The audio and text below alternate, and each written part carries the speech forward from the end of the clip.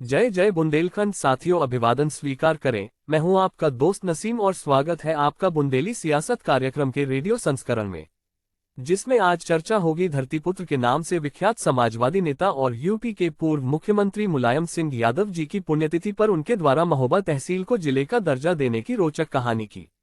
आइए पलटते हैं अतीत के पन्ने। 10 अक्टूबर आज ही के दिन धरतीपुत्र नेताजी हमेशा के लिए हम सभी से दूर चले गए थे। नेताजी को हर कोई अपने अपने अनुभव के आधार पर याद करता है। इसी कड़ी में हमें भी साल 1995 का ऐतिहासिक दिन 11 फरवरी याद आ गया, जब मैं चौथी कक्षा में पढ़ा करता था और पानी की भीषण समस्या से जूझ रहे महोबा में कपड़ों की धुलाई का सहारा चंदेल कालीन तालाब हुआ करते थे। ठीक इसी दिन मैं अपनी मां के साथ डाक बंगला मैदान के करीब कल्याण सागर तालाब पर साइकिल पर कपड़ों की पोटली लाद कर गया था। लेकिन जैसे ही नेताजी के हेलीकॉप्टर को हवा में चक्कर लगाते देखा तो मैं भी तालाब के किनारे अपनी साइकिल को छोड़कर डाक बंगला मैदान की तरफ भागता हुआ पहुंचा, जहां हजारों की तादाद में महोबा की आवाम नेताजी जिंदाबाद के गगनभेदी नारे लगाकर उनका स्वागत कर रही थी। बताते चले कि 90 के दशक की सियासत दो बहुजन नेताओं के इर्द गिर्द घूम रही थी।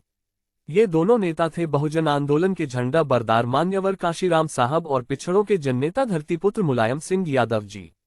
बात करते हैं नेताजी की तो इस कार्यक्रम में नेताजी अपने अमले के साथ मंच पर पहुंचे और महोबा की आवाम को कहा कि आपके विधायक बड़े जिद्दी हैं, ये हर हाल में महोबा को जिला बनवाना चाहते हैं, लेकिन हम इन्हें मंत्री बनाना चाहते हैं।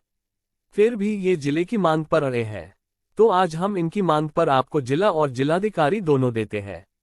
नेताजी के एक हाथ की तरफ तत्कालीन विधायक नाना अरिमर्दन सिंह तो दूसरे हाथ की तरफ महोबा के पहले जिलाधिकारी उमेश सिन्हा खड़े थे। नेताजी ने दोनों का हाथ उठाकर महोबा को जिला बनाने का ऐलान कर दिया।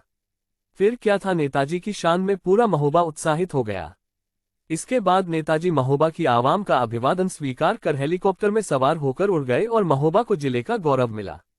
नेताजी के जाने के बाद हम वापस कल्याण सागर तालाब पहुंच गए, जहां मेरी मां कपड़े साफ कर फिर से पोटरी में बांध रही थी। मैंने वह पोटरी अपनी साइकिल में रखी और अपनी मां के साथ घर पहुंच गया।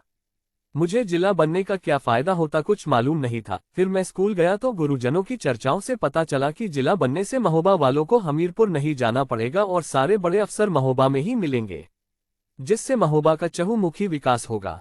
इसके बाद जब भी नेताजी की कोई भी रैली महोबा में होती थी, मैं समय निकालकर उनको सुनने जरूर जाता था।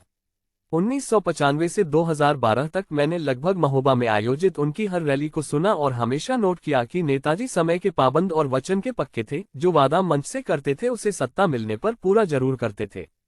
चाहे किसानों की कर्ज माफी हो, मुफ्त सिंचाई, सस्ती बिजली, सस्ती खाद, सूखा राहत, ओलावृष्टि में फसल मुआवजा, कन्या विद्याधन, बेरोजगारी भत्ता, मुफ्त लैपटॉप, मुफ्त टैबलेट, मुफ्त दवाई, मुफ्त पढ़ाई के साथ मुफ्त ई रिक्शा आदि देने का वादा हो, नेताजी जो वादा करते थे उसे पूरा भी करते थे।